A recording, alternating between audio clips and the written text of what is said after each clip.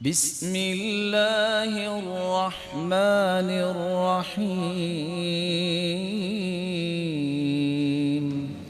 کچھ لوگ دستانے پہن کے نماز پڑھتے ہیں، سردی جو بہت ہے، کیا دستانے پہن کے نماز پڑھی جا سکتی ہے کہ نہیں پڑھی جا سکتی؟ یہ بات بھی سمجھنا ضروری ہے۔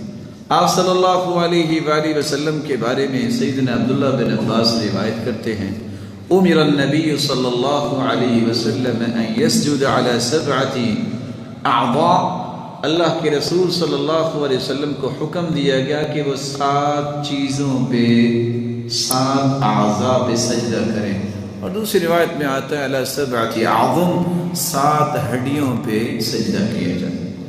جس طرح 7 ہڈیوں پہ سجدہ کرنا ہے، 2 ہاتھ، 2 پاؤں، 2 گھٹنے، اور انسان کا جو چہرہ ہے جس میں ناک بھی آتی ہے اور اس کے ساتھ انسان کی پیشانی بھی آتی ہے۔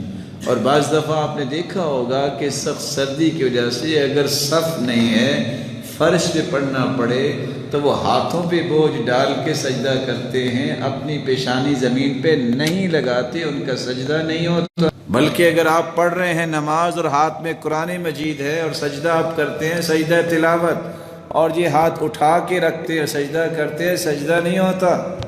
سجدے کے لیے 7 اعضاء اور 7 ہڈیوں کا زمین پہ لگنا ضروری ہے۔ تو رسول اللہ صلی اللہ علیہ وسلم نے ساتھ فرمایا وَلَا يَكُفَّ شَعْرًا وَلَا ثَوْبًا، جو نماز پڑھ رہا ہے اس کو چاہیے کہ اپنے بالوں کو نہ سمیٹے اور نہ اپنے کپڑوں کو سمیٹے۔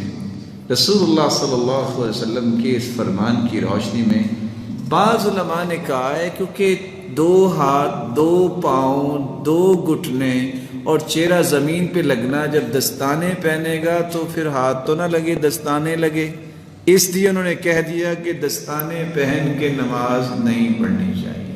لیکن دوسرے علماء کہتے ہیں کہ اعضاء تو 7 ہی ہیں، اگر ہاتھوں پہ دستانے پہننے سے ہاتھ نہیں رہے تو گھٹنوں پہ بھی تو آخر شلوار آ ہی جاتی ہے نا، وہ بھی کون سے گھٹنے ڈائریکٹ لگ رہے ہیں۔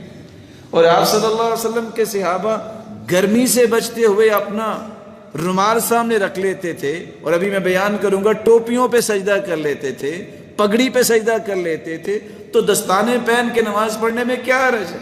تو دستانے پہن کے نماز پڑھی جا سکتی ہے۔